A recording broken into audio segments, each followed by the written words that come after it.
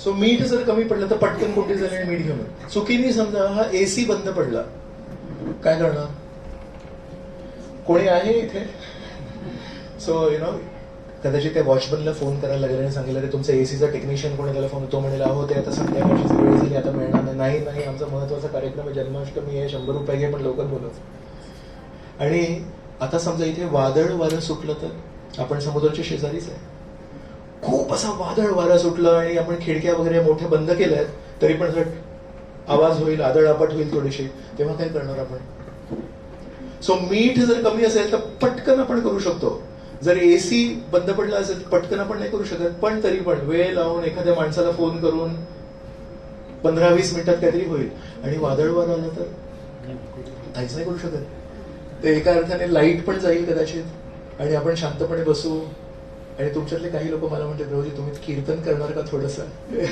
आपण भगवंतांना प्रार्थना करूया का थोडी, की आज जन्माष्टमीच्या दिवशी तरी वादळ, आज गोवर्धन पूजा नाही साजरी करत आहोत आपण जन्माष्टमी साजरी करतोय. सो काही समस्या ना आपल्या जीवनातल्या पण अशा असतात ज्या आपण पटकन सोडवू शकतो. काही समस्या असतात त्या आपण नाही सोडवू शकत, त्या आपल्याला कोणातरी हाक मारायला लागते आणि एक योग्य व्यक्ती येऊन त्या समस्या सोडवतात. आणि तिसरा एक समस्यांचा प्रकार आहे ज्याच्यामध्ये आपण पण सोडवू शकत नाही, आपल्या ओळखीचा कोणी व्यक्ती पण सोडवू शकत नाही. तर तिथे हतबल होऊन मंदिरासमोर जाऊन गुडघ्या टेकवून नमस्कार करून फक्त प्रार्थना करावी लागते की परमेश्वरा आता तूच मदत कर. तर म्हणून आपण जरी हुशार असलो आणि आपण जरी यशस्वी असलो तरी एखाद परिस्थिती आपल्या जीवनामध्ये येईल जेव्हा आपण पूर्णपणे हताश होतो. आता मी आलो ना मंदिरातून तेव्हा प्रसाद घेऊन आलो तर माझ्यासोबत एक भक्त आले होते, ते पुन्हा वापस गेले. पण मला टॅक्सीमध्ये म्हणत होते की 2020 मध्ये कोविड पिरियड मध्ये दरम्यान यंग मुलगा आहे तो, त्याचे वडील गेले. म्हणतो प्रभूजी काय सांगू तुम्हाला की त्या परिस्थितीमध्ये मदतीला कोणी येऊ शकत नव्हतं, आधार द्यायला कोणी येऊ शकत नव्हतं. तर त्या वेळेस आम्ही एकदम विवश झालो, मी आणि माझी आई. आणि म्हणतो त्या काळी आमच्यासाठी एकच आसरा होता. म्हणाले की तेव्हा ना झूमवर काही लेक्चर्स चालू होते, मग त्या झूमवर लेक्चर्स दिवसातून 1 तास आम्ही काहीतरी गीता भागवत काहीतरी ऐकायचो. त्यांनी एक आशा निर्माण व्हायची आणि पुन्हा 23 तास आम्ही हताश व्हायचो. मग पुन्हा दुसऱ्या दिवशी काहीतरी 1 तासाचं लेक्चर झूमवर ऐकायचो. त्यामुळे तर एक प्राण राहिले. तर तो म्हणत होता आता परिस्थिती बदलली, आता सगळं स्थिर स्थावर झालंय, आता सगळं नॉर्मल झालंय, तर आता ना ती जी निर्भरता आहे ती नाही राहिली आता. तेव्हा कठीण परिस्थितीमध्ये परमेश्वराला ज्या प्रकारे मी आर्ततेने हाक मारायचो ती परिस्थिती वेगळी होती, आज ती तशी परिस्थिती नाही राहिली. तो म्हणतो आज जेव्हा स्थिर स्थावर झालंय तशा प्रकारची विवशता मी कशी आणू शकतो म्हणून. म्हणजे बघा की त्यावेळेस परमेश्वराने हरिनामाद्वारे हरिकथेद्वारे त्याला मदत केली. पण आज तो स्वतःहून प्रामाणिकपणे मला विचारतोय मदत मी तेव्हा स्वीकारली परमेश्वराची आणि आता सगळं शांत झालंय, पण आता ते नातं राहिलं नाही परमेश्वरासोबत.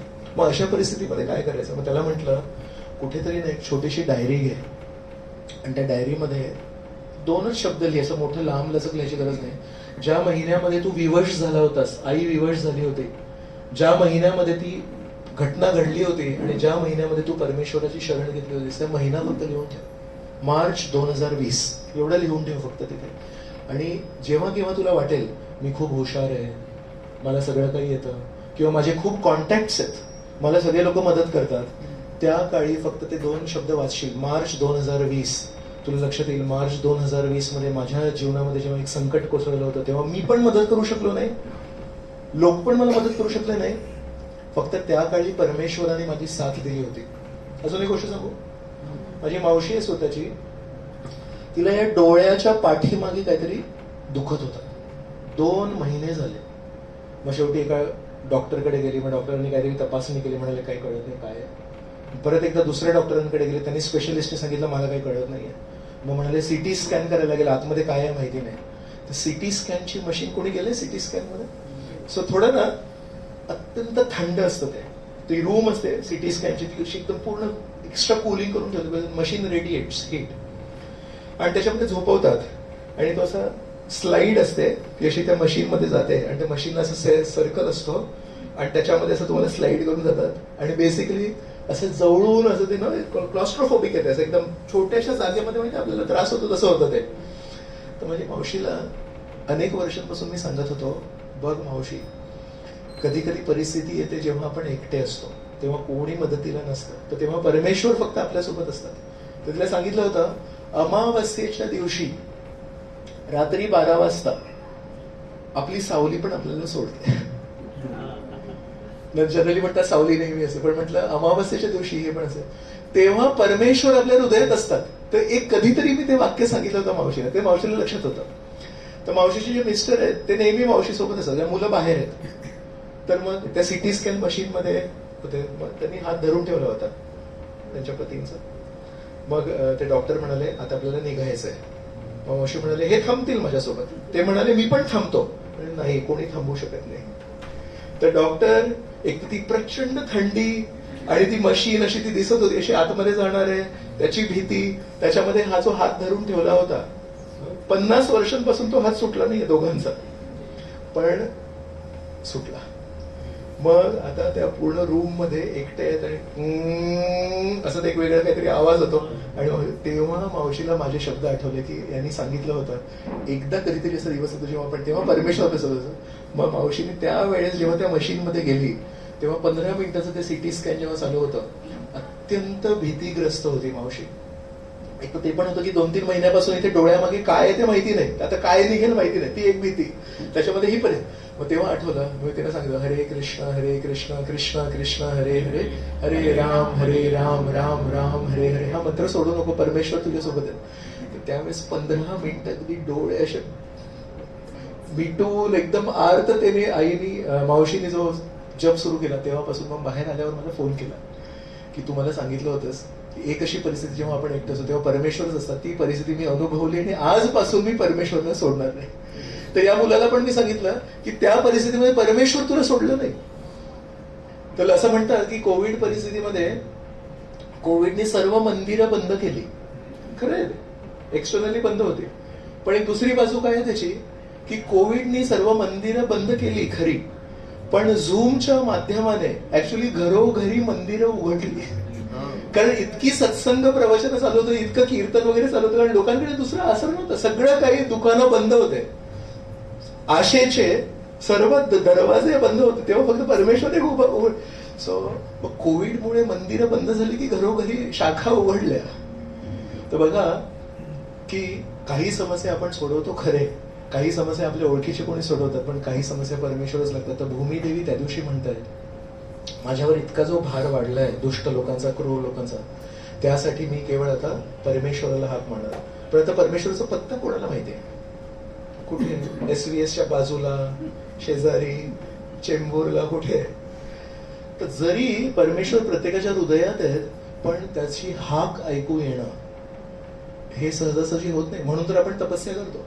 मग आपण जे काही व्रत, अनुष्ठान, तपस्या, तीर्थाटन, एकादशी जे काही करतोय, कशासाठी करतोय? की आपल्या रेडिओची जी फ्रिक्वेन्सी आहे ती परमेश्वरच्या फ्रिक्वेन्सीला मॅच करून त्यांचं काही सिग्नल ऐकण्यासाठी तेच करतोय आपण. भूमीदेवी म्हणतात मी ब्रह्मदेवांकडे जाते, ब्रह्मदेव हे या ब्रह्मांडातले पहिले व्यक्ती आहेत, ते मला मदत करतील. कसं जायचं भूमीने? बरं, भूमी ही व्यक्ती आहे की ही पृथ्वी आहे? ही जी पृथ्वी आहे आपल्या तसं माती आहे, मग ही भूमी काय असतंय? तुम्ही समजा एक चेक लिहून दिला आणि तो बँकेत गेला चेक, आणि त्या चेकवर तुमची सही आहे, तर ती तुमची सही मॅच करून तो चेक पास होतो. तर तुमच्या अकाउंटमधून पैसे जातात की म्हणतात की नाही? त्या व्यक्तीला समोर आणा, त्या व्यक्तीने स्वतःच्या मुखातून बोलायला पाहिजे की हो यांना इतके इतके पैसे द्या, तरच ते पैसे ट्रान्सफर होतात, चेकने जातात ना. तर चेकची जी सही आहे ते तुमचं प्रतिनिधित्व करते. सो एका अर्थाने सही चेकवर केली आणि तुम्ही व्यक्ती वेगळे आहात, पण अमुक अमुक परिस्थितीमध्ये ती सही तुमचं पूर्ण प्रतिनिधित्व करते. ती सही आहे म्हणजे तुम्ही होकार दिलाय. बाहेरच्या देशांमध्ये जेव्हा आपल्या देशाचे पंतप्रधान जातात तेव्हा त्यांना एक गार्ड ऑफ ऑनर असतो. सो त्या व्यक्तीला तो गार्ड ऑफ ऑनर आहे की त्यांच्या त्या पोस्टला तो गार्ड ऑफ ऑनर आहे. त्या पोस्टला आज जे पंतप्रधान आहेत ते जात आहेत, त्यांच्यासाठी असे 200 सैनिक असे उभे राहतात आणि त्यांचं जे राष्ट्रगीते वगैरे गातात. जर पंतप्रधानाच्या पदावरून ते खाली आले आणि 10-1 वर्षांनी जर त्याच देशात गेले, त्यांना ते मिळेल का? सो ते भारताचं प्रतिनिधित्व करतात. भारत एवढा मोठा देश आहे, पण त्याचं प्रतिनिधित्व एक व्यक्ती करतायत आणि ते भारताचं प्रतिनिधित्व करतायत. म्हणून त्यांना मान सन्मान आहे. तर विविध परिस्थितीमध्ये आपण बघतोय की प्रतिनिधित्व होतं.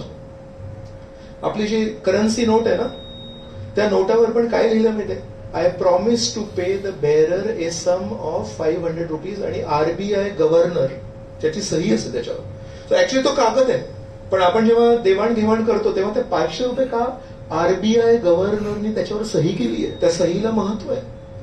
तर भूमी देवी जे आपण म्हणतो ती कोण आहे, ती या ग्रहाचे प्रतिनिधित्व करते. या ग्रहावर जेव्हा काही परिस्थिती येते, असं नाही की हे ग्रह गेलं चालत चालत, तसं आपल्याला वाटू नये, पण या ग्रहाचं जे व्यक्ती प्रतिनिधित्व करतात ते ब्रह्मदेवांकडे गेले आणि म्हणाले आम्हाला अशी एक खूप मोठी समस्या आहे, तर तुम्ही मदत करणार का. ब्रह्मदेव म्हणाले जरासंध, शिशुपाल, कंस हे असे एवढे क्रूर राजे आहेत. नंतर एक पुढे एक कथा येते 10व्या स्कंदात की जरासंधाने अनेक अनेक राजांना आपल्या तुरुंगामध्ये कैद केलं होतं, तर त्याला नरबळी द्यायचा होता. नरबळी देणारा हा राजा आहे, हा किती क्रूर राजा आहे. माणसांना मारून त्याला काहीतरी पूजा करायची होती. मग किती विचित्र विचित्र हे व्यक्ती. तर ब्रह्मदेव म्हणतात या समस्येला ना तुम्ही माझ्याकडे आलात, तुम्ही स्वतः नाही सॉल्व्ह करू शकत, मी पण नाही करू शकत, आपण मिळून परमेश्वराला प्रार्थना करूया. तर मग आता कुठे जायचं.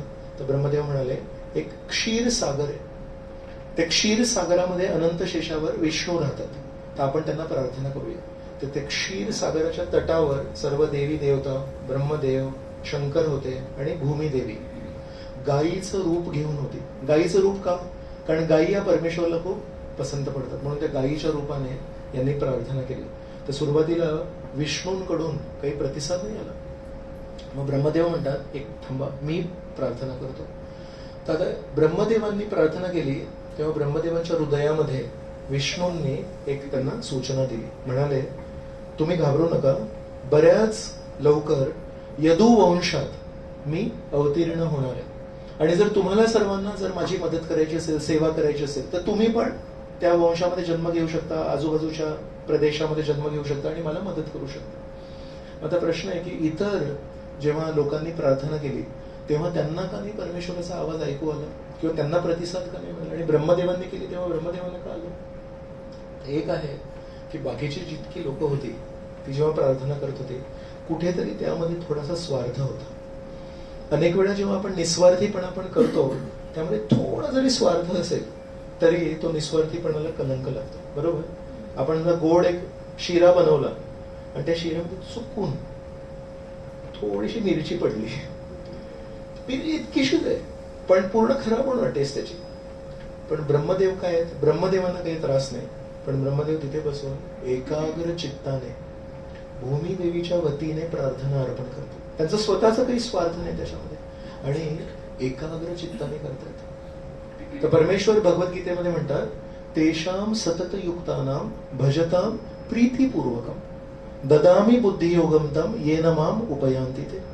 परमेश्वर म्हणतात तेषाम सतत युक्तानाम, जे क्षणोक्षणी माझ्यावर मनन करतात, सतत, फक्त काही वेळासाठी नाही. आणि म्हणतात भजताम प्रीतीपूर्वक, जे प्रेमाने माझ्याशी संबंध जोडतात.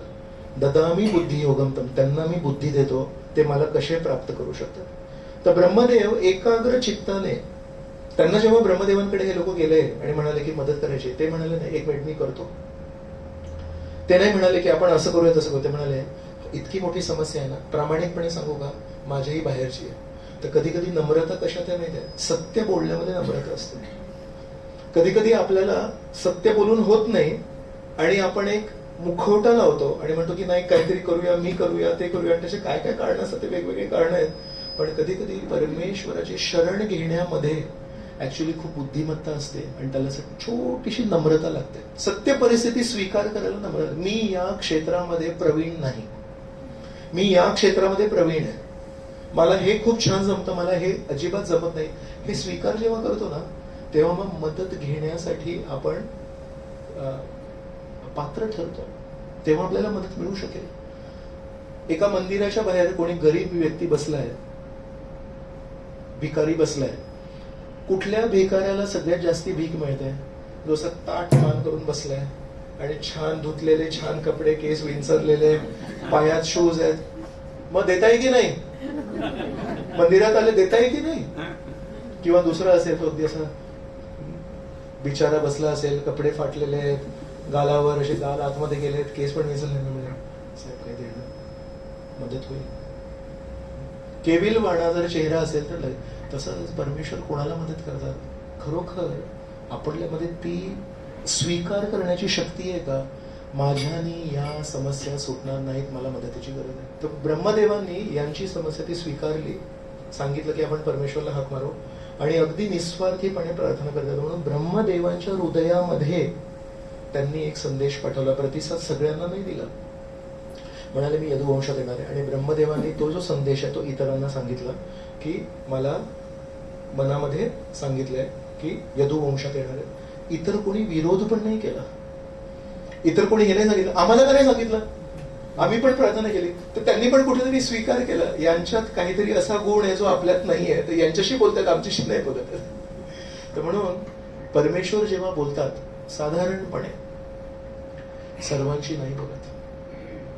आणि हे जेव्हा आपण ऐकतोय तेव्हा आपण हताश नाही व्हायला पाहिजे, आपण उत्सुक व्हायला पाहिजे प्रश्न विचारण्यासाठी. प्रभूजी आम्हाला सांगा की आमच्याशी जर बोलायचं असेल, आम्हाला जर संवाद साधायचा असेल तर आम्हाला काय करावं लागेल.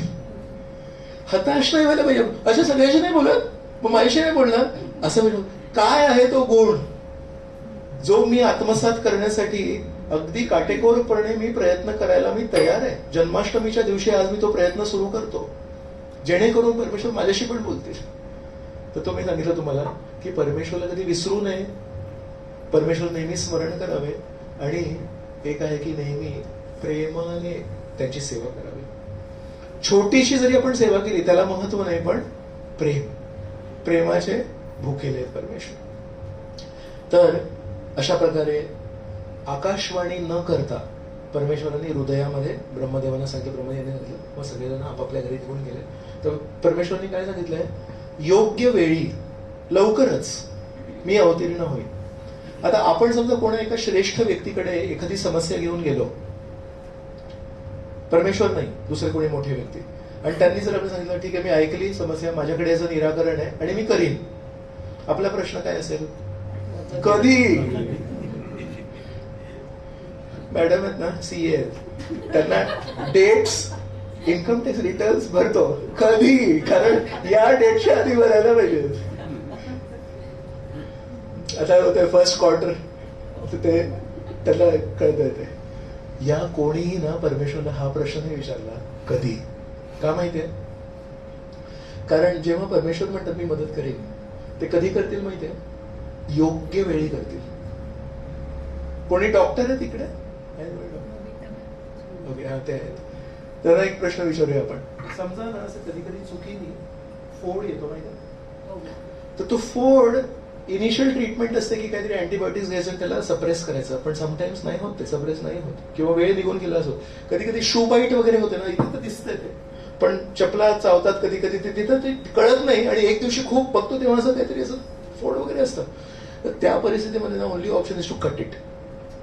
बरोबर नाही, okay, so she is not with me, I am missing Meera वाचारी. त्यांनी म्हणाल हो बरोबर, just joking, just joking. So what is the right time to cut it? If त्याची जी स्किन आहे ती जर if it is not really ripen, आपण म्हणतो कधी फोड ते पिकलं नाहीये तर तू कापू शकत नाही.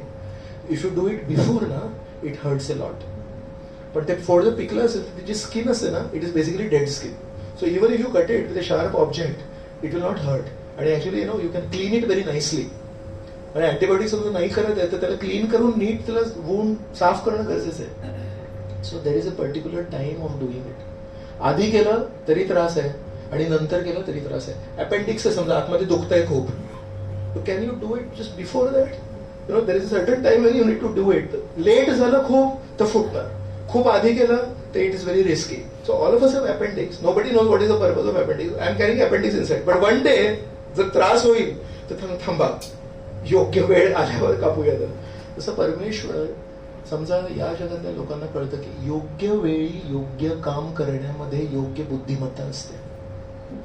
कधी कधी आपल्या घरी पण समजा टीचर आहे समजा कोणी, आणि एखादा वात्रट मुलगा असतो, तर सगळेजण येऊन कंप्लेंट करतात, हा आहे ना तुम्ही असे वळले की खडू मारतो, काय करतो वगैरे, याला तुम्ही कान का नाही धरत? ते म्हणतात असं नाही, असं तुम्ही बोलता म्हणून नाही धरू शकत. एकदा कधीतरी मी वळीन, फळ्याकडे बघीन आणि पटकन मागे बघीन आणि तो त्याच्या हातामध्ये असं दिसेल मला, त्या दिवशी खैर नाही त्याची. बरोबर आहे की नाही? ते काळ असतो, एक योग्य वेळ असते. अनेक वेळा आपण जेव्हा प्रार्थना करतो परमेश्वराला, आपल्याला परमेश्वराच्या कार्यक्षमतेवर विश्वास आहे. परमेश्वर सांगितलं ना, काम फत्ते होणारच. पण आपल्याला परमेश्वराच्या घड्याळावर किंवा परमेश्वराच्या अंदाजावर विश्वास नाही. आपण अनेक वेळा परमेश्वर सांगतो हे कर आणि म्हणून करतो, पण म्हणतात आज, किंवा आपण म्हणतो कधी, आणि जर सांगितलं चुकून माकून 2 वर्ष, नाही, स्वीकार नाही, मंदिर बदलीन. असं विचार करू, हा हेच एक मंदिर आहे, अजून पण मंदिर आहेत माझ्याकडे, करतोस की नाही काम वेळेवर, नाही. पण या सर्व लोकांनी परमेश्वरावर तो पण विश्वास ठेवला की परमेश्वराकडे केवळ कार्यक्षमता नाहीये, परमेश्वराकडे योग्य वेळी, योग्य प्रमाणात, योग्य मदत करण्याची पण बुद्धिमत्ता आहे. औषध पण किती द्यायचं, तर ते सगळे सिन असतात ना, ऍज इथ्रोमायसिन, दिस सिन, दॅट सिन, 40 mg, 20 mg, 50 mg, milligrams. What if 20 mg ची टॅबलेट आहे, चुकीने 2 घेतल्या, 40 mg ची टॅबलेट घेतली तर that produces another disease, it causes complicate. So किती, सकाळची गोळी संध्याकाळी घेतली तर नाही चालत. म्हणजे वेळ, मात्रा आणि योग्य ज्ञान हे जर डॉक्टरांना आहे तर परमेश्वरांना नाहीये. तर यांनी विश्वास ठेवला परमेश्वर योग्य वेळी येतील. आणि तेव्हा इथे काय परिस्थिती आहे पृथ्वीवर, तर पृथ्वीवर अनेक अनेक राज्य होते. त्याच्यामध्ये एक शूरसेन नावाचे राजा होते. ते मथुरा जो भाग आहे तिथले राजे होते. तर कधी कधी शूरसेन राजा इतके शूरवीर आहेत की त्यांच्या नावाने त्या भागाला पण शूरसेन प्रदेश पण म्हणायचे. जसं आपला देश आहे त्याचं नाव भारत आहे, तर भारत का देश नाव आहे, कोणी ठेवलं भारत नाव, तो भरत राजा. म्हणजे काय त्याचं व्यक्तिमत्व आहे की भरत राजावरून या देशाचं नाव भारत. तसं शूरसेन नावाचे तो जो प्रदेश होता त्याचं नाव शूरसेन.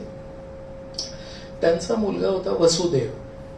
तो वसुदेव इतक्या शुद्ध चारित्र्याचे आहेत की जेव्हा त्यांनी या जगामध्ये जन्म घेतला तेव्हा आकाशामध्ये नगारे वाजले की कोणतरी मोठा व्यक्ती जन्म घेतोय म्हणून. तर म्हणून वसुदेव जे परमेश्वराचे वडील आहेत त्यांचं नाव आहे आनक दुंदुभी. दुंदुभी म्हणतात संस्कृतात नगाराला. तर ज्यांनी जन्म घेतला तेव्हा आकाशामध्ये दुंदुभी वाजले, त्यांचं नाव आहे आनक दुंदुभी. तर नेहमी अगदी खरं बोलणार, सगळ्यांशी प्रेमाने वागणार, सर्व सद्गुण संपन्न, सर्व गुण संपन्न पण नाही, असे हे व्यक्ती आहेत. आणि एक देवक राजा होते आणि देवक राजांची सुपुत्री होती देवकी. आणि त्यांचा एक मित्र होता त्याचं नाव होतं उग्रसेन. तर तो उग्रसेनाकडे मुलगी नव्हती, तर म्हणून यांनी काय म्हटलं की माझी मुलगी ही तुझीच मुलगी. आणि त्या उग्रसेन महाराजांचा मुलगा होता कंस. तर कंस राजा होता हा एक असा क्रूर राजा आहे ज्याच्यामुळे भूमिदेवी परमेश्वराकडे जाऊन म्हणते की मला मदत करा. म्हणजे तो किती क्रूर असेल, तर हा सगळ्यांवर क्रूर आहे, पण याचं आपल्या बहिणीवर प्रेम आहे. बहिणीला त्यांनी नेहमी जवळ करून ठेवलंय, नेहमी तिला प्रेम देतो वगैरे. तर अशा प्रकारे इतका चांगला मुलगा वसुदेव आणि इतकी छान मुलगी देवकी यांचं लग्न ठरलं. आणि हे लग्न ठरल्या दिवशी आता सगळ्यांच्या देखत हा जो कंस क्रूर राजा आहे तो आपल्या बहिणीला म्हणतोय माझं तुझ्यावर इतकं प्रेम आहे की मी तुला सासरी एकटं नाही जाऊ देणार. तर साधारणपणे एक प्रथा असते की मुलीला जेव्हा सासरी पाठवतात तेव्हा एक तिचं सगळं जीवन बदलणार आहे, घर बदलणार आहे, नातेवाईक बदलणार आहे, ते कोणतरी इथून जात होतं तर नाही भाऊ असतो. तसं सगळ्यांच्या देखत हा जो क्रूर राजा आहे जो कोणाला समोर उभा ठेवत नाही, त्यांनी देवकीच्या रथाची लगाम स्वतःच्या हातात घेतली आणि सारथीला सांगितलं अजिबात तू काही सेवा नाही करायची, मी कशासाठी आहे. आणि कंस आणि त्याचे वडील उग्रसेन महाराज यांनी त्या मुलीला काय काय दिलं सोबत, 400 सोन्याने सुशोभित हत्ती आपल्या मुलीसोबत पाठवले, 1800 रथ पाठवले, 15,000 घोडे पाठवले आणि 200 तिच्या मैत्रिणी पण त्यांच्यासोबत गेल्या. तर असं का करायचे की एखादी मुलगी जेव्हा चालली आहे आणि ती क्षत्रिय आहे, ती राजाशी कुठल्या राजकुमाराशी लग्न आहे तर त्यांच्याकडे आहे कॅपॅसिटी, तर एकटीही गेली ना तर नंतर तिथे एकटेपणा येतो, कोणाशी कसं बोलायचं माहिती. तर मैत्रिणी पण सोबत जाते तर थोडंसं कोणतरी मन मोकळेपणाने बोलायला कोणतरी असतं. तर म्हणून राजांचे जेव्हा लग्न व्हायचे तेव्हा मुलीसोबत तिच्या मैत्रिणी पण जायच्या, अशा 200 मैत्रिणी. तर असं सगळे खूप मोठा, हा एवढा मोठा ग्रुप आहे आणि लाखोंनी लोक तिथे उपस्थित आहेत. का तर कंस राजा आज काय करणार आहे बघूया. आणि सगळ्यांच्या देखत हा लगाम घेऊन म्हणतोय मी माझ्या बहिणीला सासरी सोडतो म्हणून.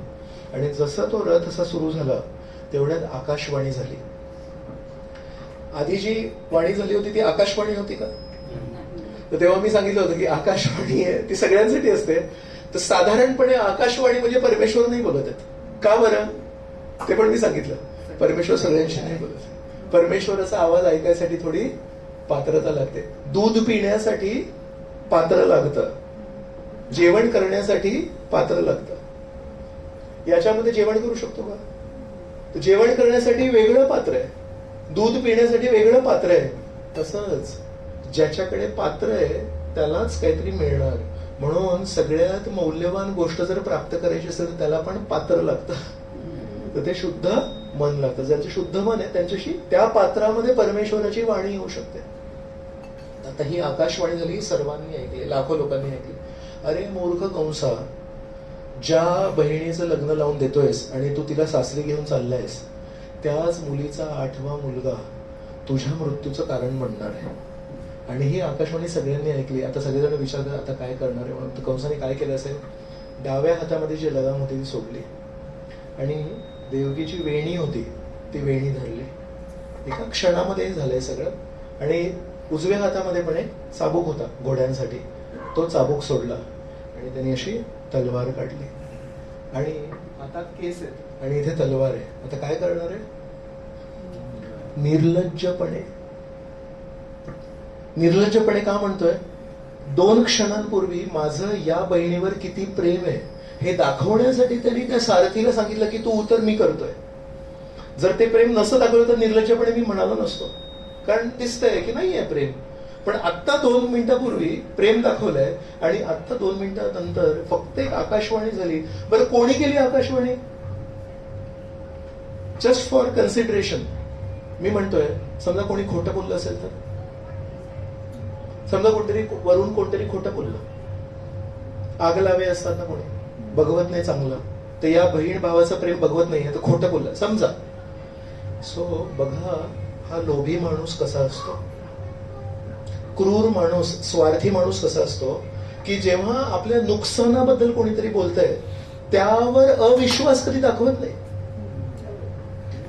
आणि जेव्हा कोणी आपल्याला म्हणेल अरे मी तुझा फायदा करून देतो, माहिती नाही हा मला खरंच फायदा करून देईल की नाही, हा खरंच काही माझा मित्र आहे की नाही.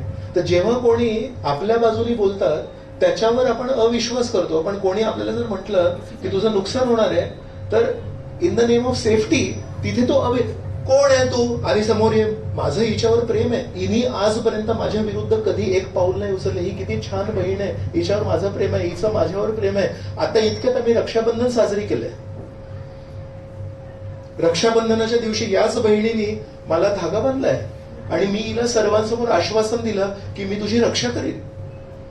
इतक्या सगळ्या घटना आपण आता रक्षाबंधन करतोय. 5000 वर्षापूर्वी रक्षाबंधन नव्हतं. आणि देवकी आणि कंसाचं एकमेकांवर जर एवढं प्रेम होतं तर त्यांच्यामध्ये रक्षाबंधन नसं झालंय. पण जेव्हा धोका आला ना, जेव्हा स्वतःच्या जीवावर धोका येतो तेव्हा स्वार्थी व्यक्ती एका क्षणाचा विचार नाही करत माझ्या मनासारखं व्हायला पाहिजे. बघा कसा आहे हा व्यक्ती. त्यांनी सगळ्यांच्या समोर निर्लज्जपणे तलवार उचलली. आणि आता वसुदेव जे नेहमी खरं बोलतात, जे आजपर्यंत कधी खोटं नाही बोलले, ते आता विचार करतायत माझं लग्नाचा दिवस आहे, आज लग्न झालंय माझं आणि इतकी छान बायको मिळाली आहे मला मॅचिंग.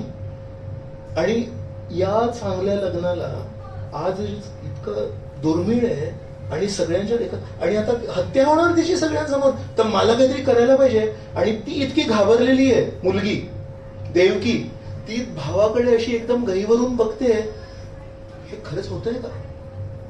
ज्या भावाने इतकं प्रेम दिलंय तो खरोखर सगळ्यांच्या देखत मला मारणार आहे का? तर तिला सुचतच नाहीये, ती बिचारी अशी बसलीये. आणि हे सगळं मी तर लांब वर्णन करतोय, पण हे सगळं एका क्षणात वसुदेवने पटकन आपलं डोकं चालवून आणि म्हणालो हे मला वाचवायला लागणार, ही परिस्थिती मला टाळायला लागणार. मग आता काय करायचं? तर हा जो क्रूर व्यक्ती आहे त्याला अहंकार असणार. तर पहिलं वाक्य पटकन त्याने विचार केला, हे कंसा, तुझं नाव लौकिक आहे, सगळे लोक तुला शूरवीर समजतात आणि सर्वांच्या देखत जर तू तुझ्या बहिणीला मारलंस, तुझं नाव लौकिक काय होणार? तर जनरली शत्रूला मारण्यासाठी 4 युक्ती असतात ना. काय आहेत त्या 4 युक्ती? नाही, संस्कृतामध्ये साम, बरोबर. तर सुरुवात कुठून होते? साम म्हणजे गोड बोलणं, वाहवा करणं. सामवेद आहे ना, सामवेदामध्ये परमेश्वराची स्तुती, म्हणून त्याला सामवेद म्हणतात. तर साम म्हणजे गोड बोलणं. गोड बोलतात, अरे तू शूरवीर, अरे तुझं नाव आहे, अरे लोक तुला खूप मोठं समजतात, तू जर असं केलं तर तुझं नाव खराब होईल, म्हणजे तुझ्या फायद्यासाठी बोलतोय, नको मारू. काही फरक पडला नाही. तेवढाच क्रूर तो चेहरा.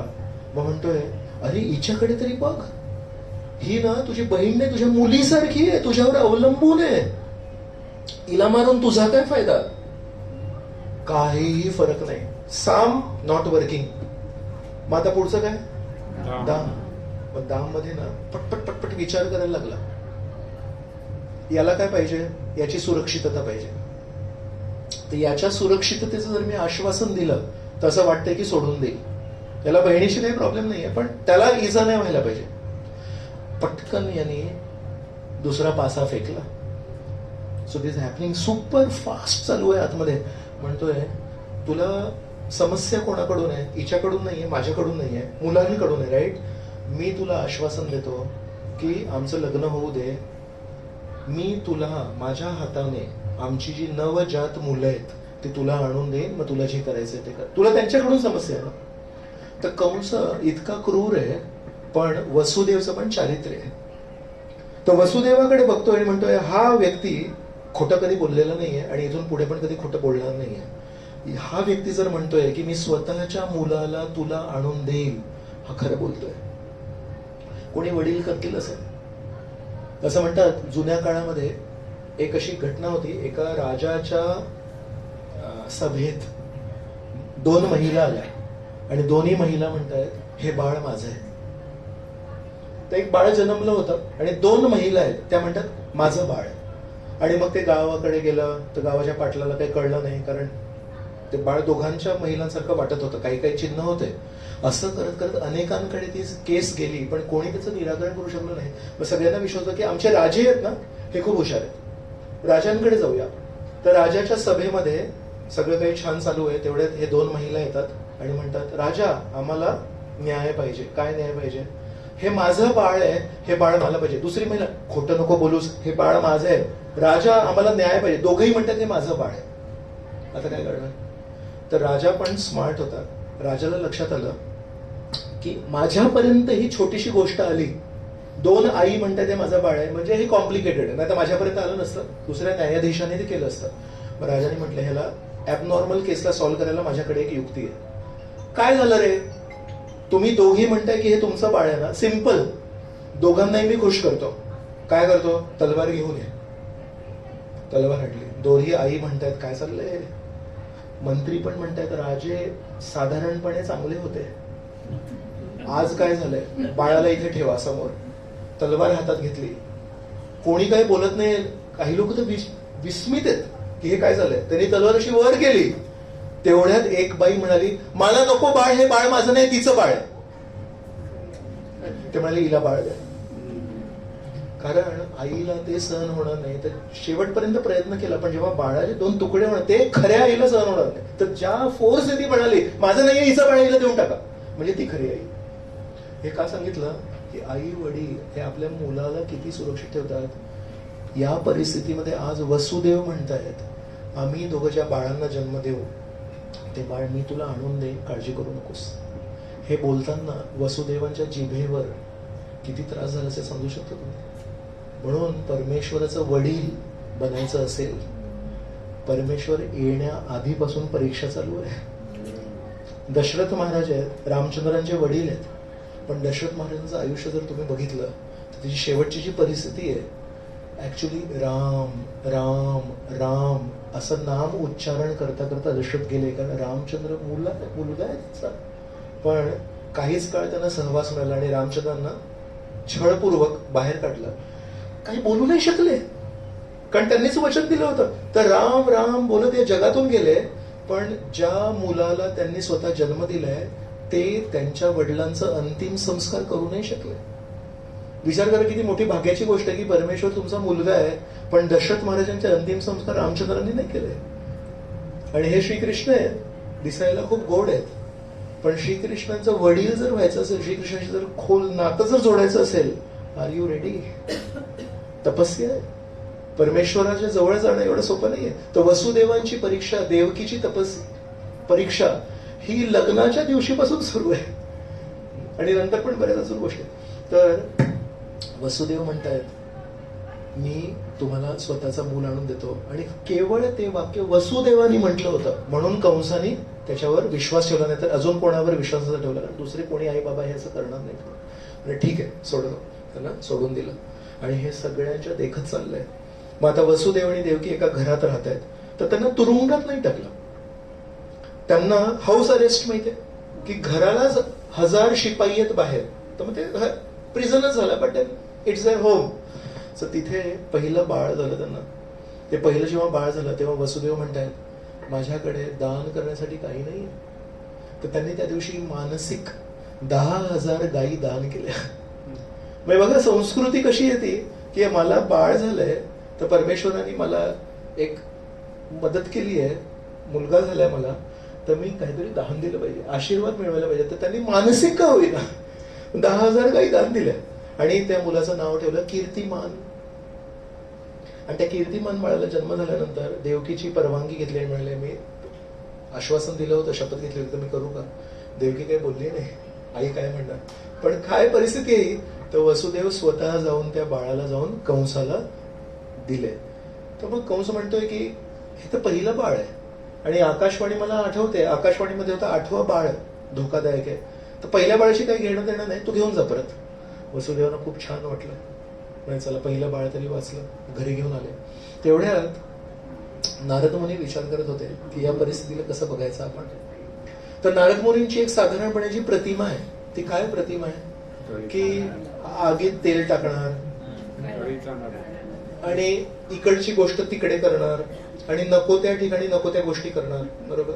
आता हे जे मी सांगणार आहे खूप लक्षपूर्वक आहे का, तुम्हाला नारद मुनी कोण आहेत याचा एक खरी वास्तविक गोष्ट कळेल. नारद मुनी म्हणाले हा जो कंस आहे ना इतका क्रूर आहे की याचा भार पृथ्वीला होतोय, आणि म्हणून पृथ्वीने जाऊन परमेश्वरला प्रार्थना केली आणि त्या प्रार्थनेला प्रतिसाद देऊन परमेश्वर म्हणाले की मी अवतीर्ण होणार आहे यदुवंशात, बरोबर. हा कंस आज त्या बाळाला त्यांनी माफ केला किंवा सोडून दिला, उद्या दुसऱ्या बाळाला पण माफ करेल, तिसऱ्याला कळेल, बरोबर. असं करत करत 8वं बाळ होणार आणि परमेश्वराने सांगितलं म्हणजे होणार ते, तेवढा नारद मुनींना विश्वास आहे. तर जेव्हा विष्णू श्रीकृष्ण म्हणून 8व्या बाळाच्या रूपात येतील तेव्हा देवकीला विचारतील ना की काय परिस्थिती आहे, किंवा तेव्हापर्यंत त्यांना पण माहितीच आहे की काय परिस्थिती आहे. तर तेव्हा यदा कदाचित शक्यता आहे की देवकी आणि वसुदेव म्हणतील हा जो कंस आहे ना हा चांगला माणूस आहे. का चांगला माणूस आहे? आम्ही स्वतःहून 7 बाळांना 8व्या बाळाच्या जन्माच्या आधी 7 बाळांना आम्ही घेऊन गेलो होतो, पण यांनी मारलं नाही त्याला. तर एकीकडे भूमिदेवींची प्रार्थना की या क्रूर राजाला मारायची गरज आहे, आणि दुसरीकडे स्वतःच्या आईची विनवणी की मामा चांगले आहेत. याच्यामध्ये कोण जिंकणार? आई आहे ना. आपल्या जीवनामध्ये पण दुसऱ्या कोणीतरी 1000 गोष्टी सांगितल्या असतील त्या खऱ्या असतील, पण आपल्या जवळच्या कोणी व्यक्तीने सांगितलं ठीक आहे प्रत्येकामध्ये दोष असतात, याच्यामध्ये पण दोष आहे, पण तुम्ही सोडून द्यायला. तर जवळचे व्यक्ती जेव्हा आपल्याला काही बोलतात ना आपण त्याला प्राधान्य देतो. तर नारद मुनी विचार करतायत हा जो चांगुलपणा निर्मित झालाय कंसाच्या मनामध्ये, जर हा चांगुलपणा वाढत गेला आणि जेव्हा श्रीकृष्ण येतील याला मारण्यासाठी, आणि कोण आहे तो? कंस आहे, ज्याला पृथ्वी काही करू शकली नाही, ज्याला ब्रह्मदेव म्हणतात माझ्याने ही समस्या सुटणार नाही. त्या कंसाला मारण्यासाठी, त्या जरासंधाला मारण्यासाठी, त्या शिशुपालाला मारण्यासाठी परमेश्वरच यायला पाहिजेत. त्याला जर श्रीकृष्णांनी माफ केलं की तू माझ्या आईला खुश केलंस, माझे वडील तुझी ग्वाही देत आहेत की नाही आम्ही बाळ घेऊन गेलो होतो पण यांनी माफ केलं, आणि बघा 1 2 3 4 5 6 7 हे लहान तुझे 7 मोठे जे भाऊ आहेत हे याच्यामुळे जिवंत आहेत म्हणून श्रीकृष्ण काय करतील? मारू शकतात? नाही म्हणू शकत. समस्या सुटली कुठे मग? जी मूळ समस्या होती ती सुटली कुठे? म्हणून नारद मुनी विचार करतायत की या बाळाला जर याने नाही मारलं तर पूर्ण पृथ्वीची समस्या सुटणार नाही, म्हणून या बाळाला मरणं गरजेचं. मग आता आपण विचार करू की मग हे बाळ कोण होते? तर एकदा ब्रह्मदेव त्यांच्याकडून एक चूक झाली होती, त्याच्यावर 6 मुलं होती. ते मरुत पुत्र होते. तर मरुत म्हणजे वाऱ्याचे जे अधिष्ठाता देवता असतात, तर ते 49 आहेत, 49 आहेत. त्याच्यातले 6 मरुत देवता होते जे ते एकदा ब्रह्मदेवांवर हसले होते. तर त्यांना ती एक शिक्षा द्यायची होती. तेव्हा ब्रह्मदेवाने त्यांना सांगितलं होतं की तुमचं एकदा तरी तुम्हाला शिक्षा बघा. तर ते 6 जे होते त्यांना आपल्या देवकीच्या पोटामध्ये त्यांना जन्म दिला होता. आणि नारद मुनींनी विचार केला की यांना मरणं गरजेचं आहे. का? तर ती परिस्थिती बघून जेव्हा श्रीकृष्ण म्हणतील एक तो राग जो आलाय तो अजून वाढेल ना, की अरे तू पूर्ण पृथ्वीचं वर भार आहेस आणि माझ्या आईने ज्या मुलांना जन्म दिला त्यांना पण तू मारलंस, म्हणजे पटकन परमेश्वर येते. जेवढी समस्या, जेवढं टेम्परेचर वाढलंय तेवढं आपण डॉक्टरांना जेव्हा सांगू तेवढे ते धावत येतात. सांगितलं की 99 आहे, ठीक आहे, नो प्रॉब्लेम, पॅरासिटामॉल घ्या. 102 आहे, हो सिरियस. मग डोळे काय पिवळे झालेत का? अजून काही सिम्पटम आहे का? आणि 104 105 म्हटलं तर 1 मिनिट मी आत्ता आलो. सो नारद मुनींमध्ये ही भावना आहे की परमेश्वराने लवकरात लवकर यावं, लवकरात लवकर ही याला मारावं, आणि लवकरात लवकर ब्रह्मदेवांनी त्या 6 मुलांना जो शाप दिला होता तो पण लवकरात लवकर घडावा. म्हणून नारद मुनी या भावनेने कंसाकडे गेले आणि म्हणाले, अरे तू त्याला सोडलंस का? हो सोडलं. म्हणे का सोडलंस? म्हणे नाही, मला पहिल्याशी काही नाही, आकाशवाणीमध्ये आठवा होता. तर नारद मुनी म्हणतात, हे बघ, हे जे देवता आहेत ना हे तुझे शत्रू आहेत, बरोबर? हो. पण तुझ्या समोर येतात का? नाही. का? कारण तू इतका शूरवीर आहेस, तुझ्याकडे शक्ती आहे, तर हे तुला घाबरतात आणि म्हणून तुझ्या समोर कोणी येत नाही. तर तुझ्याकडे समोर न येणारे हे जे देवता आहेत हे लपंडाव खेळू शकतात, हे खोटं बोलू शकतात. तर ती आकाशवाणी कोणी केली माहितीये का तुला? मला माहिती, कोणी देवी देवतांनीच केली. हो. तर त्यांनी 8वं जे म्हटलं ना ते खोटं बोलले असतील तर बरोबर आहे, पण देवताशी कधी खोटं बोलत नाही. अरे पण ते शत्रू आहेत, ते देवता नाही आहेत, ते खोटं बोलू शकतात.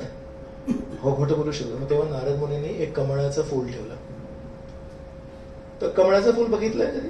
हाताने फोटो नाही बघितलं, ऍक्च्युली त्याला 8 पाकळ्या असतात. तर खाली 8 असतात, मग अजून एक असं त्याला 8 असतात, असे 8 असतात ते खाली, आणि एक असे 8, आणि नंतर कधी कधी अजून मध्यभागी पण आले, बरोबर 8 पाकळ्या असतात. तर नारद मुनींनी बरोबर कमळाचं फुल आणलं. याच्यात पहिली पाकळी कुठली? त्यांनी धरली, ही पहिली. हो. मग त्यांनी त्या फुलाला असं गोल फिरवलं. आता पहिली पाकळी कुठली?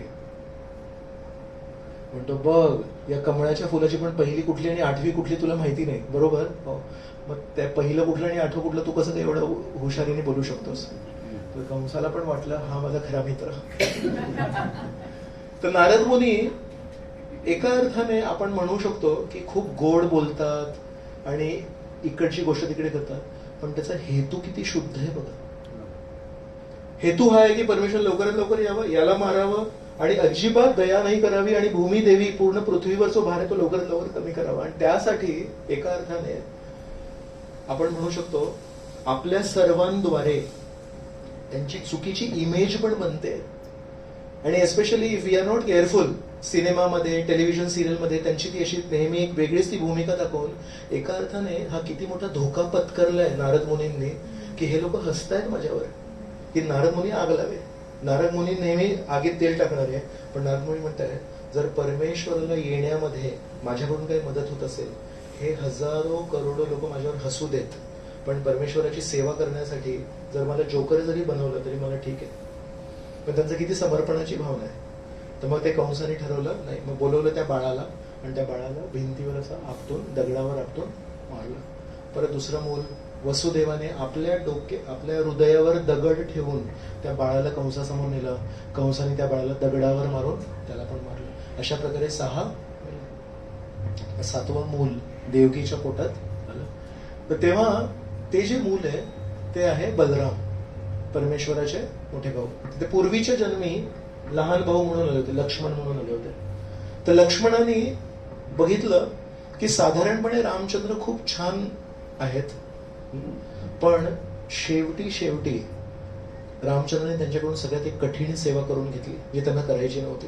त्यांना सांगितलं सीता देना तुम्ही वाल्मिकी ऋषींच्या आश्रमात सोडून या. आणि लक्ष्मण म्हणाले, का? त्यांची काय चूक आहे? ते म्हणाले, जर तू पुन्हा एकदा प्रश्न विचारलास तर आपलं नातं संपलं. तर त्यांना जे करायचं नव्हतं, पण एका लहान भावाच्या भूमिकेत असल्या कारणाने मोठ्या भावाचा ऐकायला लागतं. म्हणून सीता देवींना वाल्मिकी ऋषींच्या आश्रमात त्याच वेळी त्यांनी ठरवलं होतं, पुढच्या वेळेस मी छोटा भाऊ म्हणून नाही येणार. खूप कठीण भूमिका माझ्याकडून करून घेतली, म्हणून यावेळेस मोठे भाऊ म्हणून आले. आणि एका दिवशी देवकीच्या पोटातून ते वसुदेवांची अजून एक पत्नी आहे रोहिणी, तर रोहिणीच्या गर्भामध्ये स्थानांतरित झाले. आणि देवकीला वाटलं की माझं मिसकॅरेज झालं, आतापर्यंत पोटात होतं मूल पण आता नाहीये, असं होतं कधी कधी. So then she conceived for the 8th time. म्हणून या महिन्यामध्ये कृष्ण पक्ष रोहिणी नक्षत्र असतं. खूप Rohini nakshatra is directly under Brahmadev, ब्रह्मदेवांच्या सुपरविजन. रोहिणी नक्षत्र खूप पवित्र मानलं जातं. तर त्या रोहिणी नक्षत्राच्या दिवशी, त्या रात्री अष्टमीच्या दिवशी परमेश्वर आहेत त्यांनी अवतरणी झाले. तर आधी कसे अवतरणी झाले? तर आधी वसुदेवांच्या हृदयामध्ये झाले, मग वसुदेवांच्या हृदयातून देवकीच्या हृदयात झाले, आणि देवकीच्या हृदयातून मग देवकीच्या पोटात झाले. तर ती पूर्वतयारी कोणी केली? बलरामजींनी केली. तर बलरामजी तिथे आधी का आले? तर आधी बघतायत की परमेश्वरला इथे राहण्यासाठी योग्य सोयी सुविधा आहेत का. ते सेवक त्यांची भावना आहे, सेवकाची भावना आहे, लक्ष्मणाची सेवकाची भावना आहे. मोठे भाऊ म्हणून जरी आले असतील तरी पण सेवकाची भावना काही सुटणार नाही. मग तिथे परमेश्वर आले, आणि परमेश्वर ज्या वेळेस समोर आले, मी जन्मले नाही म्हणते, कारण असे रडत रडत येतो ना आपण, नाही मॅटर्निटी वॉर्ड मध्ये कसं लक्षात येतं की बाळ जन्मलंय, ते जोरात किंचाळण्याचा आवाज येतो, रडण्याचा आवाज येतो. परमेश्वर तसे नाही. परमेश्वर असे समोर प्रकट झाले, आणि आधी चतुर्भुज रूपात विष्णू रूपात अवतीर्ण झाले, आणि म्हणाले, पूर्वीच्या जन्मी तुम्ही प्रिष्णी होते आणि तुम्ही सुतपा होते. तर सुतपा आणि प्रिष्णी म्हणून हे दोन व्यक्ती आहेत. त्यांनी खूप वर्ष तपस्या केली आणि परमेश्वरला म्हटलं, आम्हाला तुमच्याकडून काही धन दौलत नको, पण आम्हाला फक्त एकच पाहिजे की तुम्ही आमच्या पोटातून जन्म घ्या, तुम्ही आमचा मुलगा बना. तर ते परमेश्वराने त्यांना ते आठवण करून दिली. हे विसरले पण परमेश्वर लक्षात होतं. मग म्हणाले की मी सगळ्या तुमच्या समस्यांचा आणि पूर्ण जगाचा भार कमी करण्यासाठी आलो, अजिबात तुम्ही काही काळजी करू नका. आणि नंतर हे सगळं आश्वासन देऊन एका लहान गोड असे कुरवळे केस होते, कानामध्ये कुंडल होते, गळ्यामध्ये हार होते, असं करून समोर एका खूप जणू काही मी तुमच्यावर अवलंबून आहे ही भावना निर्माण करण्यासाठी एका गोड बाळाच्या रूपामध्ये तिथे समोर आले. आणि बघा कशी आत्ताच म्हणाले विष्णू रूपात की मी इथे या जगात आलोय सगळ्यांच्या समस्या सोडवण्यासाठी, सगळ्यांचा भार कमी करण्यासाठी. आणि जसं त्यांनी रूप बदललं आणि छोट्या बाळाच्या रूपात आले, तर लगेच देवकी म्हणते, अहो याला लपवायला पाहिजे, कारण हे 8वं बाळ आहे. तर म्हणजे परमेश्वर पण कशी त्यांचं प्रेम कसं आवरण कसं करतं की ज्या व्यक्तीने आता मला आश्वासन दिले की मी तुमच्या सगळ्या समस्या सोडीन आणि पूर्ण जगाच्या समस्या सोडीन, त्यांनी जेव्हा रूप बदललं तर इतकं गोड आणि इतकं आकर्षक रूप आहे, हे सगळं विसरले की आता यांनी आपल्याला आश्वासन दिलं. हे आता आपल्या पतींना म्हणतात, अहो याला तर सांभाळून ठेवायला पाहिजे, कारण 8व्या मुलासाठी तो वाट बघतोय आणि आता तो कधीही येईल आतमध्ये, तर याला लपवू शकतो का आपण? मग तेव्हा वसुदेव म्हणतात की लपवण्याचं तुझं बरोबर आहे, पण गरज आहे का? लपवण्याची गरज आहे का? तर तेवढ्यात मग तो लहान बाळ जो आहे तो म्हणतो की मला इथे नाही राहायचंय, मला नदीच्या पलीकडे गोकुळ आहे.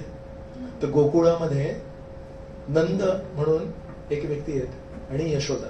तर हे ना एक वर एक राजा होता पर्जन्य म्हणून. पर्जन्याची 2 मुलं होती. तर एक क्षत्रिय बायकोकडून त्याचा जन्म झाला होता आणि एक वैश्य पत्नीकडून जन्म झाला होता. तर क्षत्रियाकडून जो जन्म त्याच्यामध्ये मग शूरसेन मुलगा झाला आणि मग शूरसेनाचा वसुदेव. आणि पर्जन्य महाराजांची वैश्य जो मुलगा होता त्याच्याकडून नंद महाराज. म्हणजे हे एका अर्थाने असे थोडे चुलत भाऊ पण आहेत, म्हणून त्यांना माहिती आहे नंद महाराज कोण आहे. म्हणजे नंद महाराजांच्या घरी, यशोदेच्या घरी मला स्थानांतरित करा. आता प्रश्न हा येतो, किंमत कोणी मोजली आहे? एवढे दुःख कोणी सहन केलेत? लग्नाच्या दिवसापासून अकस्मात आणि पराकाष्ठेचे दुःख, एक तर न सांगता आणि दुसरे म्हणजे टोकाचे, हे सगळं सहन केलंय. 8 वर्ष झाले त्यांच्या लग्नाला आणि प्रत्येक दिवस हाऊस अरेस्ट मध्ये आहेत आणि हा कधी येतो आणि कधी त्या जन्मलेल्या बाळाला स्वतःच्या डोळ्यांसमोर मारतोय. आणि हे सगळं सहन करून जेव्हा परमेश्वर गोड रूप घेऊन आता इथे समोर आहेत, तेव्हा म्हणतायत मला तिथे स्थानांतरित करा. आपल्या जीवनात हे झालं. विचार करा, आपण सगळी तपस्या केली आणि परमेश्वर आपल्या सोबत आले. आमचे ऑर्गनायझर्स आहेत ना, त्यांनी आज सकाळ आबा माताजींच्या घरी आज कोणी भक्त केले, त्यांनी पाकळ्या काढल्यात, म्हणजे तुम्ही पण असाल त्याच्यामध्ये, तर पाकळ्या काढल्या, त्या पाकळ्या जमा केल्या. मग काही काही माताजी आहेत त्यांनी घरून एक भोग आणलाय, तुम्ही पण आणला असणार की चला आमच्याकडून श्रीकृष्ण आहे. तर सगळी मेहनत तुम्ही करायची. अनेक दिवसांपासून त्यांचं प्लॅनिंग चालू आहे. माझे निलेश प्रभू ते मंदिरात आले होते कार घेऊन, कारण यांना आणायचं होतं. तर मग कधी ते येत नाहीत मंदिरामध्ये, पण घ्यायला नाही येत, पण आले, मग त्यांच्या कारमध्ये यांना घेऊन. तर मेहनत यांनी केली, ऑर्गनायझिंगची मेहनत त्यांनी केली. बीरामा तशी आजारी आहेत, पण म्हणाले 10-15 मिनिटासाठी येते, सगळं आहे का बरोबर रेकॉर्डिंग हे सगळं करून मग आता आराम करायला. डेंग्यू झालाय त्यांना बिचारे, तब्येत त्यांची खराब आहे. पण एवढी मेहनत केली आणि आता श्रीकृष्ण इथे आलेत. आणि समजा आता हे बोलले मला या हॉलमध्ये इथे नाही राहायचंय, मला तिथे शेजारी कार्यक्रम चालू आहे तिकडे जायचंय. तुम्ही म्हणा अहो काय हे, आम्ही मेहनत केली, आम्ही भोग तयार केला, आम्ही तुमच्यासाठी एवढी सजावट केली, हार बनवले, यांनी कार आणली, हे इथे कीर्तन केलं त्या प्रभूजींनी इतकं सुंदर, तर तुम्ही कुठे चालले? नाही, भावना नाही येणार म्हणा. पण वसुदेव आणि देवकी एका शब्दाने काही बोलले नाहीत. आम्ही नाही सोडणार, आमची मुलगा तुम्ही, नाही बोलले. का? समर्पण म्हणजे काय? व्हॉट प्लीजेस यू, तुम्हाला कशात प्रसन्नता आहे. तर वसुदेव साखळे आहेत, बेडे आहेत, देवकी घाबरलेली आहे, म्हणते याला सांभाळून ठेवा, वाचवून ठेवा याला. पण वसुदेवांनी एक क्षण विचार न करता त्या बाळाला उचललं. बेडे आहेत, पण त्यांनी सांगितलं ना घेऊन जा, तर घेऊन जा. हा प्रश्न नाही विचारला. 1 मिनिट, बेडे आहेत माहिती दिसतात ना, हे सगळे दरवाजे लॉक करून ठेवले दिसतात ना, बाहेर शिपाई आहेत माहिती आहे ना,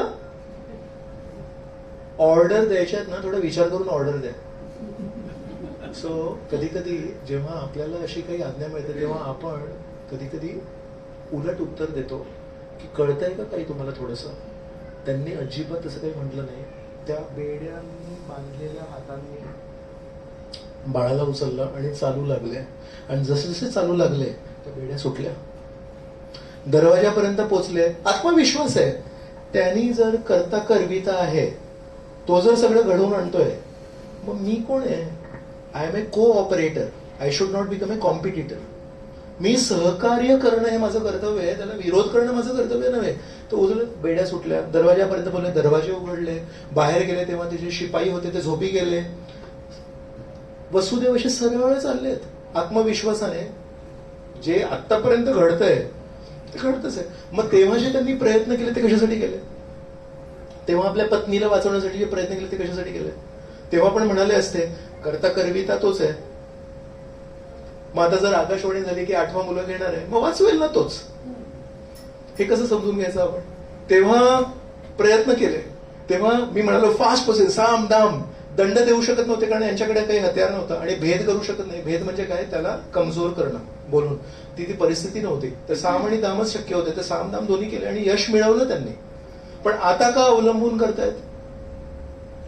म्हणतायत असं होता कामा नये की परमेश्वर म्हणतील तू काही प्रयत्न केले नाहीस, तर जेवढं माझ्याकडून शक्य होतं तेवढं मी केलं. पण आता या कारागृहामध्ये आता इथे मी काय करणार? माझ्या बेड्या आहेत, इथे मी परमेश्वरावर अवलंबून आहे. म्हणून माझ्याकडून जेवढे प्रयत्न शक्य होते ते केल्यानंतर आपण परमेश्वरावर अवलंबून होतो. जर आपण पहिल्या दिवसापासून परमेश्वरावर पूर्णपणे अवलंबून झालो तर ते चुकलं. आणि शेवटच्या क्षणापर्यंत मीच करतो हा जर हट्ट केला तरी चुकलं. म्हणून तेव्हा प्रयत्न केले आणि त्या प्रयत्नातून आपल्या पत्नीला वाचवलं. आणि आज हा असा गोड दिवस आलाय की परमेश्वर जन्मलेत. पण तेच परमेश्वर त्यांना म्हणतात की मला स्थानांतरित करा. तसे चालले आहेत. मग बाहेर धो धो पाऊस, तरी यमुना नदी दिसली त्यांना. आणि यमुना नदीच्या पार जायचंय. तर तेवढ्यामध्ये एक लांडगा दिसला आणि तो लांडगा असा त्या नदीकडे चालला होता. आणि तो लांडग्याने जेव्हा नदीमध्ये प्रवेश केला, नदी अशी पूर्ण बाजूला झाली, तर यांना लक्षात आलं की ही कोणतरी मला वाट दाखवत आहेत. आणि मग त्याच्यामध्ये नदीमध्ये त्यांनी प्रवेश केला. तर यमुना विचार करते, मला पण श्रीकृष्णाचं चरण स्पर्श करायचं आहे. मग काय करायचं, तर तिचा प्रवाह वाढला, स्तर वाढला आणि असं पटकन एक अशी लाट आली आणि परमेश्वराच्या चरणांना स्पर्श केला आणि खाली आली. आणि मग पुन्हा एकदा प्रवाह कमी झाला. मग वसुदेव जात होते, पाऊस पडत होता, मग अनंत शेष त्यांच्यावर एक छत्री बनून आले.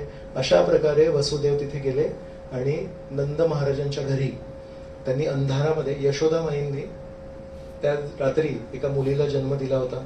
तर तेव्हा खूप थकले होते, लेबर पेन्स, पूर्ण एक्झॉस्टेड. शी डिडंट रिअलाइज की मी कोणाला जन्म दिलाय, पण जन्म देऊन झोपी गेले होते. मग यांनी त्या मुलाला तिथे ठेवलं आणि त्या मुलीला घेऊन वसुदेव इथे परत तुरुंगात आले. जसे तुरुंगात आले, दरवाजे बंद झाले, बेड्या बरोबर लागल्या, शिपाई जागे झाले आणि या मुलीचा आवाज आला. मग या शिपाईंनी जाऊन कंसाला सांगितलं, अरे इथे 8वं मूल जन्म घेतलंय. कंस आला, पण म्हणतो, अरे मुलगा होणार होता, मुलगी कशी काय? पण नाही, मला नारद मुनींनी सांगितलं होतं. ते कधी कधी खोटं पण बोलतात. त्यांनी त्या मुलीला असं हातात घेतलं मारण्यासाठी, पण लगेच ती मुलगी अशी हातातून निसटली. सांगितलं, मूर्खा, जर तेव्हा तुला बजावून सांगितलं होतं तर तुला असं वाटतं की तुझ्या हातात येईन मी आणि तुला मारणार आहे. त्याचा आधीच जन्म झालेला आहे आणि आता तू फक्त दिवस मोजायला सुरुवात कर. आणि मग ते पण तिथून निघून येते. दुर्गादेवी होत्या, तर दुर्गादेवी तिथून निघून. तर म्हणतात, ज्या दिवशी श्रीकृष्ण जन्मले, ज्या रात्री जन्मले, ती होती अष्टमी. अष्टमीचा चंद्र हा पूर्ण नसतो, अष्टमीचा चंद्र येतो. पण त्या दिवशी, अष्टमीच्या दिवशी चंद्र पौर्णिमेचा चंद्र होता. का बरं? पण परमेश्वर येत आहेत, सोमवंश आहे. रामचंद्र हे सूर्यवंशात आले आणि श्रीकृष्ण हे सोमवंशात आले, चंद्राच्या वंशात आले. तर म्हणतायत, माझ्या वंशात जर परमेश्वर येतात, त्यांचं स्वागत करण्यासाठी मी असलो पाहिजे. तर पूर्ण पौर्णिमेचा चंद्र होता. आणि त्या दिवशी जे वातावरण सांगितलंय की अचानक ना सर्वीकडे प्रसन्नता झाली. ज्या ज्या ब्राह्मणांनी यज्ञ सुरू केले होते, ते जी अग्नी होती ती अशी खूप छान प्रज्वलित झाली. एक संथ वारा सुरू झाला.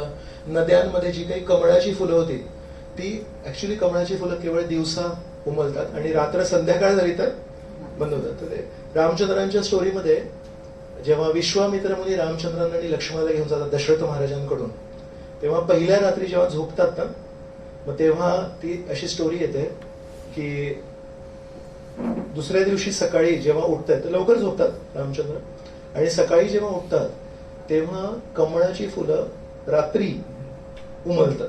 तसं का? तर म्हणतात, रामचंद्रांची जी डोळे आहेत ते कमळासारखे, तर त्या कमळांचा प्रकाश म्हणून यांना वाटलं, या कमळांना वाटलं की दिवस उगवला की काय. आणि म्हणून यांच्या कमळाच्या डोळ्यांच्या कमळाच्या प्रकाशामुळे ही कमळं भलेही दिवस नव्हता झाला पण उमलली.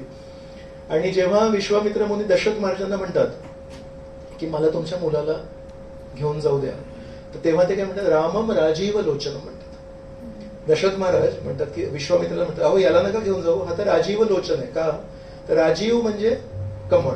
तर म्हणतात याचे डोळे कमळासारखे आहेत. तर कमळ काय करतो? संध्याकाळी बंद होतो. तर हा ना लवकर झोपतो. आणि तुम्हाला ताटकासाठी घेऊन जायचंय, तर ताटका वगैरे त्याच्या राक्षसी आहे, ते रात्री येणार आहेत. तर म्हणून रात्री युद्ध करण्यासाठी तुम्हाला एक योद्धा पाहिजे. पण हा तर रामम राजीव लोचनम आहे, हा संध्याकाळ झाली की झोपतो, तर हा रात्री युद्ध करण्यासाठी योग्य व्यक्ती नव्हे. ते म्हणते ठीक आहे मी सांभाळतो ना, आणि घेऊन जातात. तिथे ते कमळाच आहे. तसं हे रात्री आहेत, पण हे श्रीकृष्ण या जगात आलेत म्हणून हे सगळी कमळं उमलली. आणि सर्व सज्जनांच्या हृदयामध्ये, का कोणाच ठाऊक, पण एक अशी भावना निर्माण झाली की आता चांगला काळ येणार आहे. परित्राणाय साधूना विनाशाच्या दृष्टीने. तर ही एक भावना जेव्हा जेव्हा परमेश्वर असतात किंवा परमेश्वराचं आपण जेव्हा नामस्मरण करू, तुमच्याकडून कधी कोणाला असं, हा आपण जेव्हा कीर्तन करतो तेव्हा असा अनुभव झालाय की आपण जेव्हा कीर्तन करतो ना, का कोणाचा पण एक चांगुलपणा निर्माण होतो, किंवा एक चांगुलपणा आहे जो आपला तो थोडासा फुलतो. असं वाटतं की अरे वा छान, चला चांगल्या संगतीत आहोत. चांगलं बाहेर गेल्यावर या हॉलच्या बाहेर पुन्हा ते पॉम्प आहे, बाकीचे सगळे आपले टेन्शन वगैरे. पण जेव्हा आपण भक्तांच्या संगतीत असतो, जेव्हा आपण हरिनाम करतो, हरिकथा ऐकतो, तर आपल्यामधले जे चांगले गुण आहेत ते विकसित होतात, त्या काळासाठी का होईना. आणि आपल्यामधले जे वाईट गुण आहेत ते दमन होतं त्यांचं, नाही. तर तसंच परमेश्वर जेव्हा या जगात आले तेव्हा सगळीकडे एक चांगुलपणा बसवला. आणि सगळे जे दुष्ट लोक होते त्यांच्या मनामध्ये पण एक भावना निर्माण झाली, आता कधीतरी आपला काळ आपल्याला भेट देणार आहे. तर अशा प्रकारे श्रीकृष्ण या जगात आलेत. आणि अर्ध्या रात्री तर साधारणपणे कुठल्याही मंदिरामध्ये संध्याकाळ झाली तर बंद होतं की नाही? हे आपलं उद्यान गणेश मंदिर किती वाजता बंद होतं? 11 वाजता, बरोबर. रात्री 11 वाजता, 10 वगैरे वाजता, बरोबर. पण 12 वगैरे वाजता असं कुठलं मंदिर चालू असतं का? किंवा मी असं ऐकलंय की कधी कोणी जेव्हा जातात तर ते संध्याकाळ नंतर गेले तर रात्री संस्कार नाही करत, अंत्येष्टी दुसऱ्या दिवशी करत. बरोबर. का? रात्रीचा काळ चांगला नसतो. रात्रीच्या काळी बाकीचे बरेच अशुभ गोष्टी असतात, तर म्हणून त्या शरीराला दुसऱ्या दिवशी सकाळीपर्यंत ठेवतात. विचार, ऍक्च्युली दिवसा जर कोणी गेलं तर सूर्यास्ताच्या आधी करतात, बरोबर. पण सूर्यास्तानंतर तर सकाळी करतात. म्हणजे रात्रीचा काळ किती अपवित्र काळ आहे. आणि या रात्रीच्या अपवित्र काळी सगळी मंदिरं बंद असतात, कधी कुठली पूजा रात्री नाही होत. पण परमेश्वर जाणून बुजून मध्यरात्री 12 वाजता का आले तर सांगतायत, अंधार जरी सगळीकडे पसरला असेल पण त्या अंधारामध्ये मी जेव्हा जन्म घेतो की मी जेव्हा येतो तेव्हा त्या अंधाराचा माझ्यावर प्रभाव होत नाही, उलट मी त्या अंधाराला नाश करतो. त्या काळाला आपण अशुभ मानतो. आणि संध्याकाळी जाय म्हणतो, चला चला बाहेर कुठे आहेस तू, उशीर झालाय, 10 वाजले, 10:30 वाजले, घरात ये लवकर, घर बंद करू, सुरक्षित ठेवू. परमेश्वर म्हणतात त्या दिवशी जन्माष्टमीच्या दिवशी सगळे श्रीकृष्णांच्या मंदिरामध्ये 11 वाजता सगळेजण बाहेर पडले. म्हणतात कुठे चालले 11 वाजता? म्हणत अहो आम्ही श्रीकृष्णाच्या दर्शनाला चाललो. तर रात्री एका दिवशी जो अशुभ काळ आहे, जो अंधारमय काळ आहे, त्या दिवशी सगळे सज्जन लोक, सगळे वैष्णव लोक हे सगळे मंदिरात गेले आणि 11:30 पण नाही आले मंदिरात. बरोबर ते असे 11:50, 11:55, 12 होतात तेव्हा जाऊन परमेश्वराचं दर्शन केलं. तर म्हणतायत तुम्ही असे व्यक्ती आहात, स्वतः तुम्ही सावळे आहात. तर तुकाराम महाराजांची पत्नी आहे, ते नेहमी काळ्या, त्यांना एक राग होता आवडीला. पण स्वतः जरी सावळे असले तरी पण त्यांनी या जगामध्ये धर्माचा प्रकाश, ज्ञानाचा प्रकाश भगवद्गीतेद्वारे आणि एक आनंदाचा प्रकाश पण दिलाय. की जे कोणी श्रीकृष्णाच्या संपर्कात येतात त्यांच्या जीवनामध्ये एक आनंद येतो, एक त्यांना एक सकारात्मकता येते. कधी खचलो असू, जीवनामध्ये काही संघर्ष असतील तर आपण आठवू शकतो कशा प्रकारे अर्जुनाच्या जीवनामध्ये पण जेव्हा संघर्ष आले परमेश्वरांनी बरोबर तेव्हा असं नाही म्हटलंय मी काय असं पर्सनल काय देत नाही. मी जेव्हा विष्णू होतो तेव्हा ब्रह्मदेव आणि सगळे देवी देवता येऊन प्रार्थना केले आणि देवी देवतांना मी प्रतिसाद नाही दिला. ब्रह्मदेवाने जेव्हा प्रार्थना केली तेव्हा पण आकाशवाणी नाही केली, हृदयामध्ये सांगितलं. आणि तू कोण रे असं ऑन द स्पॉट मला म्हणतोस मला आता उत्तरं पाहिजेत, नाही देणार. ब्रह्मदेवानी तपस्या केली, देवी देवतांनी तपस्या केली. भूमी देवी त्या आर्त रूप घेण्यासाठी गायीच्या रूपात आली. म्हणजे सगळी पूर्वतयारी करून जेव्हा माझ्या समोर आले तेव्हा मी डिसाईड केलं देऊ की नको, मदत करू की नको. पण तेव्हा मी मदत केली. आणि तू असं युद्धाच्या मध्येच म्हणतोस की आता मी युद्ध नाही करणार आणि मला मार्गदर्शन करा तुम्ही. What do you expect? मी तुझं नोकर आहे का? मी कोण आहे माहितीये का? असं दर्शन मिळत नाही, वाणी पण मिळत नाही, पात्र लागतं. पण परमेश्वर कसे आहेत माहितीये, आपण परमेश्वराचे भक्त आहोत आणि परमेश्वर आपल्या भक्तांचे भक्त आहेत. ते एकीकडे हे सगळे देवी देवता विनवणे करतायत, ऐकू कोणाला नाही आलं. आणि एकीकडे अर्जुनासारखा प्रिय भक्त अचानक अकस्मात ऑन द स्पॉट म्हणतो मला मार्गदर्शन करा. आणि परमेश्वर हसतात आणि पट पट पट पट पट योग्य अगदी समर्पक उत्तरं देऊन छान मार्गदर्शन करून त्याला त्या विशेष कठीण परिस्थितीतून बाहेर काढतात. तेव्हा त्यांनी असं म्हटलं नाही देणार. तेव्हा त्यांनी म्हटलं नाही तू काय तपस्या केलीस. तेव्हा त्यांनी म्हटलं नाही तू एकाग्र चित्ताने आधी पद्मासन लाव आणि तुला उत्तर देईन मी ते हृदयात देईन. असे नाही देणार, कारण माझी वाणी आता हे लोक पण सगळे ऐकतायत. तर भगवद्गीतेची जी वाणी आहे ती व्यास ऋषींनी ऐकली म्हणून ती लिहिली आणि म्हणून आपण वाचतोय. तेव्हा नाही म्हणाले परमेश्वर. आणि याचा अर्थ परमेश्वराचे संपूर्ण जगासाठी वेगळे नियम आहेत आणि आपल्या भक्तांसाठी वेगळे नियम आहेत. तर हे असे गोड ज्ञान देणारे, आनंद पसरवणारे आणि आपल्या जीवनामध्ये नेहमी सकारात्मकता देणारे परमेश्वर, त्यांचा आज आपण जन्मदिवस साजरी करतोय. आणि नंतर कंसाचं काय झालं? कंस भीतीग्रस्त जीवन जगला. कंसाच्या महलामध्ये कधी वारा यायचा तेव्हा असे पडदे जेव्हा हलायचे तेव्हा त्या पडद्यांची जी सावली होती ती हलायची. त्याला वाटायचं कृष्ण आला की काय मला मारण्यासाठी. कधी कोणी दासी कमऱ्याच्या बाहेर कुजबुज करत असेल, थोडं काहीतरी बोलत असेल, तसं वाटायचं की अरे कोणी तर माझा मारणार आहे. ऍक्च्युली त्या दिवसापासून, ज्या दिवसापासून योगमाया त्यांनी सांगितलं की तुला मारणारा जन्म घेतला, आणि त्या पण गेल्या. त्या दिवसापासून ते मृत्यूच्या समयापर्यंत भीतीग्रस्त जीवन जगलं. आणि आता गेले 5 मिनिटं आपण काय चर्चा केली? श्रीकृष्ण आपल्या जीवनात जेव्हा येतात तेव्हा अशुभ काळाला शुभ करतात, ज्ञानाचा प्रकाश देतात, आनंदाची एक नवीन लहर आपल्या जीवनात येते. ते तर मामा आहेत. आपण मामा आहोत का? आपला काही संबंध नाही, पण आपल्या जीवनामध्ये प्रकाश आला. आपल्या जीवनामध्ये अशुभ वातावरणामध्ये श्रीकृष्ण जन्म घेऊन शुभ आला. आपल्या जीवनामध्ये आनंदाची लहर आहे. आपण जेव्हा हरिनाम केलं तेव्हा आनंद येतो. आणि कंस मामा असून मी म्हंटल की त्या दिवसापासून ते शेवटच्या क्षणापर्यंत भीतीग्रस्त जीवन जगलं. असं का बरं? मामा असून भीती, आणि आपण मामा नाही, काका नाही, कोणी नाही, भाची भाचा कोणी नाही आपण, पण आपल्या जीवनामध्ये आनंद. असं का बरं? विचार कर. का माहितीये? कारण कंसाने परमेश्वराच्या भक्तांच्या विरुद्ध भूमिका घेतली. सुरुवात केली वसुदेव आणि देवकीपासून. म्हणून श्रीकृष्ण भगवद्गीतेमध्ये म्हणतात, पिताहम अस्य जगतो माता धाता पितामह, की मी सर्वांचा पिता आहे, मी आई पण आहे, मी आजोबा पण आहे.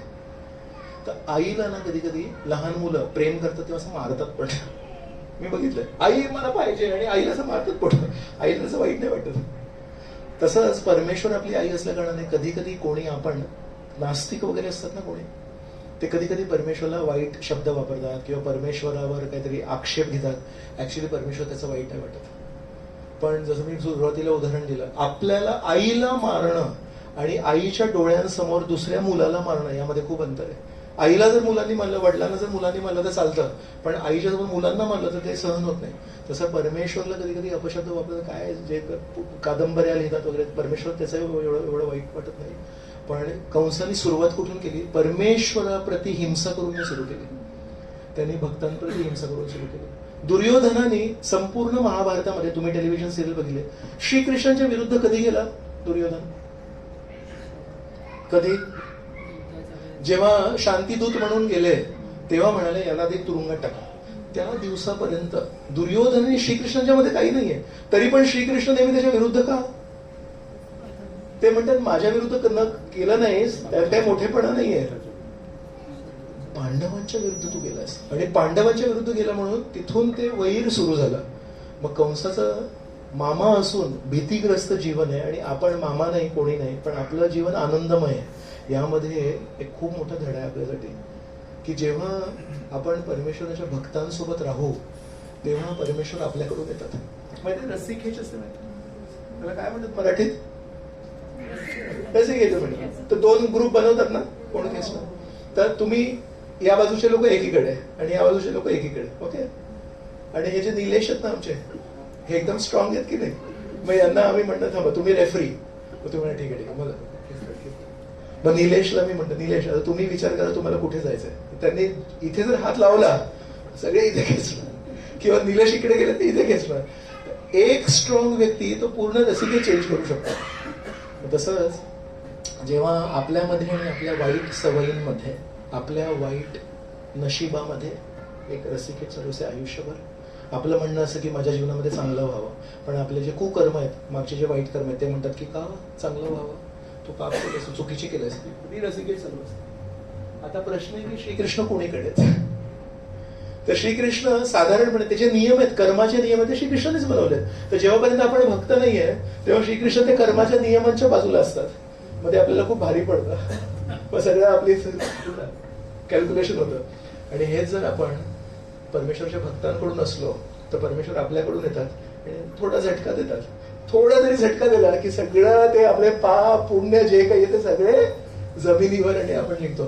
सो म्हणून आपण जे इथे एकत्रित येतो, आठवड्यातून 2 आठवड्यातून एकदा परमेश्वराचं नाव घेतो, परमेश्वराची शिकवण आहे भगवद्गीतेची ते ऐकतो, ते कशासाठी? की फक्त ऐकण्यासाठी नाही, तर त्याच्यावर विचार करण्यासाठी की श्रीकृष्ण स्वयं मला मार्गदर्शन करतायत. परमेश्वर स्वतः माझ्या जीवनामध्ये जी काही भीती आहे, जे काही त्रास आहे, जे काही माझेच नशीब आहे, त्याला ऍक्च्युली बदलण्यासाठी आम्हाला मदत करतात. तर शेवटची गोष्ट, ह्या ज्या हातावरच्या रेगा आहेत ना, याने आपलं नशीब ठरलं ना, असं कोणी कोणी म्हणतात ना अरे हे ते वगैरे. एकदा प्रभुपादांना विचारलं होतं की प्रभुपाद आपण कीर्तन करतो त्याचं काय महत्व आहे? तर प्रभुपाद तेव्हा एक उत्तर दिलं होतं की जेव्हा आपण कीर्तन करतो तर या अशा हातांनी करतो ना, टाळ्या वाजवतो, तर म्हणतात या रेगा बदलतात, कीर्तनामुळे या रेगा बदलतात.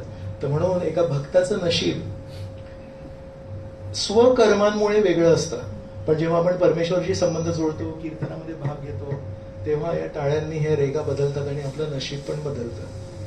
तर आतापासून फोटो काढू नका. आज तुम्ही फोटो काढणार आणि 5 वर्षांनी मला तो बघा हे बदललं, किंवा तुम्ही म्हणणार नाही, तसं नाही आहे.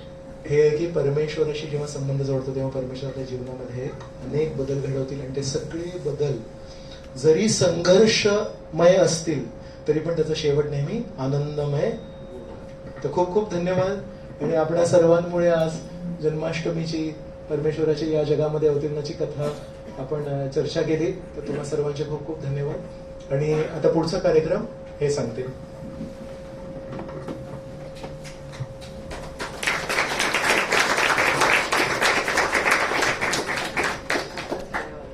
हरे कृष्णा. अगदी सुरेखशा या कृष्ण जन्माच्या कथेनंतर आपण आता अभिषेक करणार आहोत, पुष्पाभिषेक. तर सुरू करूयात आपण आता. आणि मी म्हटलं ना, श्रीकृष्णाशी नातं जोडल्यावर लगेच छान वातावरण निर्मिती होईल. मी सगळ्यांना विनंती करणार आहे, अभिषेक फक्त मी किंवा कोणी अमुक लोक नाही करणार आहे. सगळे आपण लोक रांगेने, आपण पहिली रांग, दुसरी असं येऊन फुलांच्या पाकळ्या आपण परिणय. तर फक्त प्रकाश नाहीये, फक्त आनंद नाहीये, आता सुगंध पण येणार आहे. तर परमेश्वराशी नातं जोडल्यावर अजून आपल्या छान गोष्टी. तेव्हा कीर्तन सुद्धा सुरू करायचं. हो. अभिषेक. हो. सुरुवातीला मी आणि हे थोडं करू, आणि नंतर मग तुम्ही जेव्हा करा तेव्हा आपण कीर्तन करूया आणि तुम्ही सर्व करू. हरे कृष्ण.